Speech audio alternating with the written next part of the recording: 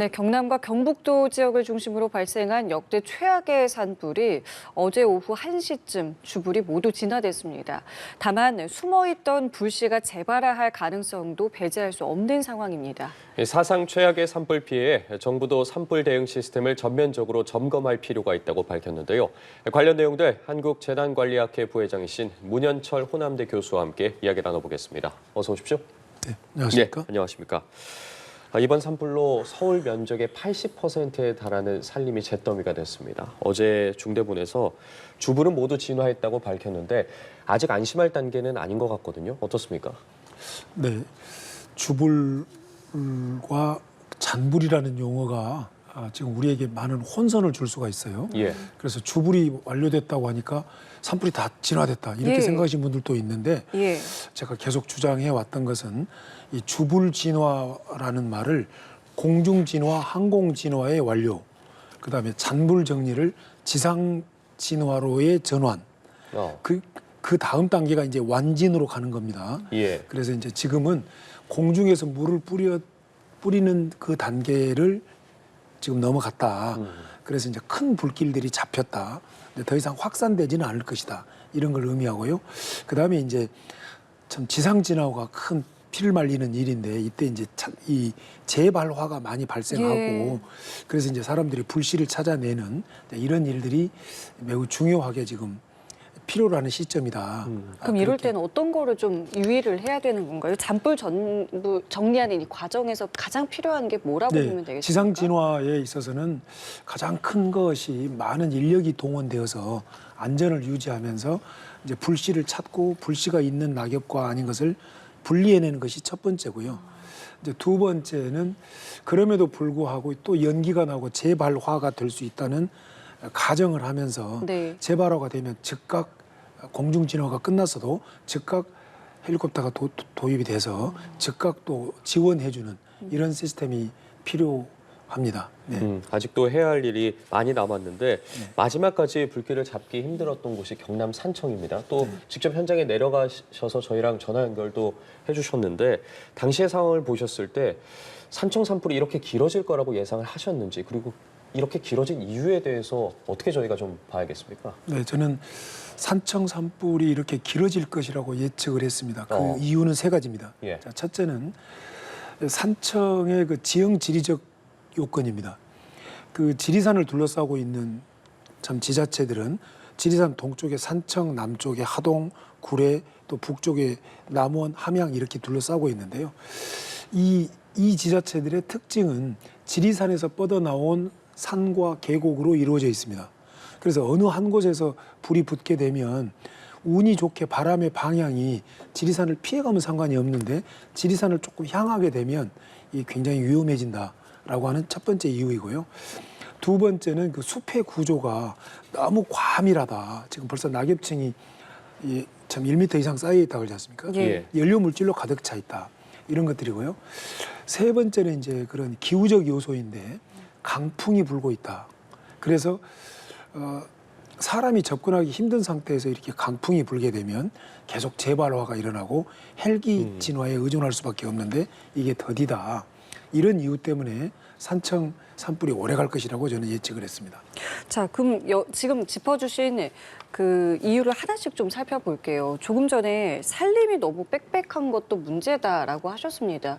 근데 저희가 이제 상식적으로 알기로는 이게 우리 녹지가 빽빽하고 산이 민둥산이 없고 이게 좋은 거라고 저희는 또 생각을 했었거든요. 근데 어떤 부분이 문제였던 거라고 보면 아주 되겠습니까? 중요한 말씀입니다. 우리는 두 가지에 대해서 큰 실수를 범했습니다. 50년 산림 녹화 세계적인 모범 사례 속에서 첫째는 앵커께서 말씀하신 것처럼 네. 숲속이 이렇게 막 울창하고 막 뭐가 빽빽해진 것이 좋을 것이라고 착각하고 있었습니다. 예. 그런데 그 사이에 예. 연료 물질로 그것이 초대형 불폭탄 산불을 일으킬 수 있는 연료 물질로 가득 쌓여가고 있었다. 이게 첫 번째 우리 실수고요.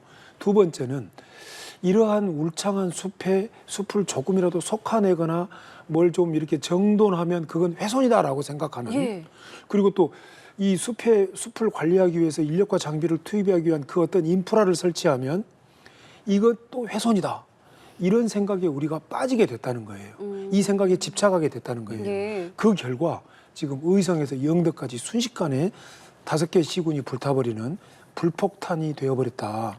이대로 우리 숲을 이대로 두면 안 되겠다는 사실을 우리는 이제 깨닫고 국민적 토의를 해서 근본적 개선안을 마련해야 된다.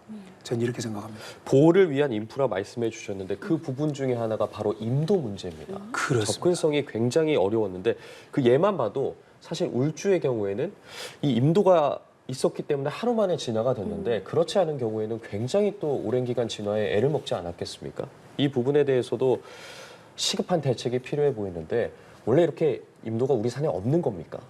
아주 그 핵심을 말씀하셨는데요. 제가 정말 강조드리고 싶은 것이 우리 숲을 푸르고 안전한 숲으로 관리하기 위한 인프라가 너무 부족했다는 사실을 우리는 또 깨달아야 된다는 겁니다.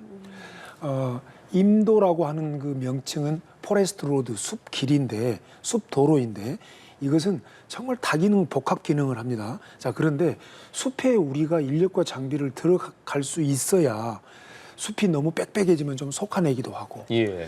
그리고 또 이쪽으로는 굉장히 뭔가 그 어떤 산불이 크게 강타할 것 같으면 좀 매화수림, 활엽수림도 좀 심고 그리고 또 산불이 이렇게 났을 때 어떤 인력과 장비를 신속히 투입해서 산불의 어떤 진화에 교두보로 삼아서 그곳에 많은 물자와 장비를 놔두고 산불을 끄고 또 이 인력들을 교대해야 되잖아요. 예. 빨리 빼내고 또 신규 인력을 투입하고. 임도에 관한 부분을 짚어주시고 계셨습니다. 이게 이제라도 이제 논의를 하면 좀 만들어질 수 있는 것인지 뭐 여러 가지 좀 논의들이 좀 필요하다는 부분을 강조하셨죠. 네. 앞에서 임도와 함께 그 숲의 구조를 말씀을 우리가 논의를 했습니다만 예. 우리의 숲은 어느 순간 시간이 흐르면서 불폭탄, 불덩이 숲으로 변해가고 있었다는 사실. 그 이유는 우리가 연료 물질로 가득 차가는다는 사실을 간과했고 네. 두 번째는 조그만 손질을 해도 그걸 훼손이라고 생각했다는 착각. 이것 때문에 우리 숲이 지금 불폭탄으로 되어가고 있는데요. 자, 우리의 숲을 이대로 둘 것이냐. 푸르고 안전한 숲, 치유와 휴양의 숲으로 우리는 바꿔가야 된다. 그러기 위해서는 어떻게 할 것이냐. 네. 숲 인프라를 대폭 구축해야 된다. 예. 포레스트 로드, 그린 로드, 숲길, 임도를 만들어야 된다. 자, 이렇게 되면 우리가 마치 인천공항을 만들고 고속철도를 깔았던 것처럼 이런 숲속의 그린 로드, 포레스트 로드를 대폭적으로 확충하는 대역사를 시작할 때가 됐다. 저는 이렇게 얘기를 하고 싶습니다. 그 이유는 이미 앵커께서 말씀하신 것처럼 임도가 설치되어 있는 숲길이 설치되어 있는 곳들은 산불 진화의 속도가 임도가 없는 것보다 10배가 빨랐습니다. 울주의 예. 화장산이 22시간 만에 진화된 반면에 임도가 전혀 없는 대운산은 128시간이 걸렸습니다. 자, 이런 것에서만 보더라도 그렇고 해외의 사례를 보더라도 독일은 헥타르당 54m의 임도가 있고 호주는 헥타르당 50m의 임도가 있고 일본은 헥타르당 20m의 임도가 있습니다. 우리나라는 4m에 불과합니다. 자, 이렇게 우리 숲이 위험해져 가고 있기 때문에 네. 이대로 둘 수 없다. 대폭적인 숲길 포레스트 로드를 만들 대역사를 시작해야 된다. 이렇게 말씀을 드리고 싶습니다. 교수께서 짚어주신 것처럼 뭐 정치권에서도 지금 현장을 가보니까 매뉴얼을 싹 다 바꿔야 된다 이런 이야기 나오고 있지 않겠습니까? 그 중에 하나가 또 헬기와 관련된 부분입니다. 네. 대형 헬기도 도입을 해야 되고 헬기가 또 부족한 부분도 그렇고요. 어떻게 네. 좀 준비해야겠습니까? 네, 헬기 공중 진화의 문제인데요. 예. 우리나라 공중 진화는 대부분 헬기가 담당을 하고 있습니다. 헬기가. 자, 그런데 이제 우리가 헬기가 첫째는 부족한 문제, 그 용량이 좀 적은 문제, 이 두 문제가 있는데요. 우리가 너무 지나치게 이제 대형 헬기를 막 도입해야 된다는 논의를 하는데 대형 헬기를 도입하는 데는 문제가 있습니다. 첫째는 산불 진화용 초대형 헬기 제작사가 미국의 시콜스키하고 보잉 정도밖에 없는데 예. 이 두 회사의 대형 그 헬기도 다 군사용이고 산업용으로는 거의 잘 나오지가 않습니다. 그래서 구매가 쉽지 않다.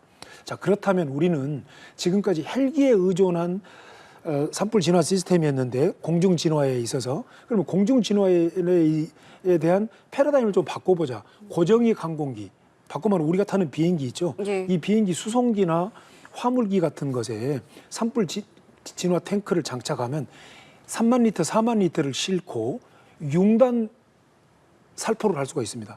헬리콥터가 점 단위에서 물을 살포한다면 고정익 항공기는 융단 살포를 하면서 쫙 지나가면서 미리 지연제를 살포해 놓는달지 또는 매우 커져가는데 뿌린달지 이렇게 헬기의 야간 운항과 강풍 운항 그다음에 용량의 한계를 고정익 항공기가 크게 보완해 줄 것이다. 예. 그런 시도가 필요하다. 저는 그렇게 주장하고 싶습니다. 자, 그리고 컨트롤 타워를 좀 손질해야 된다 이런 지적들도 있습니다. 뭐 예를 들면은 뭐 산림청을 좀 더 뭐 규모를 키운다던가요. 뭐 이런 여러 가지 아이디어들도 나오고 있는데 여기에 대해서는 어떤 의견 갖고 계세요? 네, 산림청은 그 기능이 워낙 커지고 더 또 국민적 요구가 많아지고 우리 인류 공동체에 있어서도 산림청의 역할이 매우 큽니다. 그렇기 때문에 산림청은 산림부로 격상을 해야 된다. 저는 그것을 오래전부터 주장하고 있는데요. 예. 그건 왜 그러냐면요. 첫째는 생태 기반적 탄소를 흡수할 수 있는 아주 훌륭한 기반이 우리 숲입니다. 이 숲을 관리하는 곳이 산림청인데 산림부로 격상이 돼야 된다. 인류적 아젠다인 생태 기반적 탄소를 흡수하기 때문이다. 두 번째, 우리 국토의 63%가 산지인데 이 광대한 우리 국토의 광대한 63%의 산과 숲을 관리하는 기능이 청 단위로서는 부족하다. 아, 세 번째는 이렇게 숲, 산 등 산림 재난을 예. 관리하는 데 있어서는 이제 청 단위로서는 한계가 왔다. 그래서 부로 격상하는 논의를 본격적으로 시작할 때가 됐다. 예. 그렇게 말씀드리겠습니다. 알겠습니다. 끝으로 짧게 미얀마 지진과 관련해서도 여쭤보겠습니다. 교수께서 실제 2년 전에 우리 재외국민 보호 차원에서 미얀마를 직접 방문하시지 않으셨겠습니까? 이러한 재난 상황을 대비해서 방문하신 걸로 알고 있는데 현 상황 좀 어떻게 보고 계십니까? 네, 그렇습니다. 외교부에서는 이렇게 특히 좀 경제적으로 열악한 나라에 경제적으로 열악한 나라에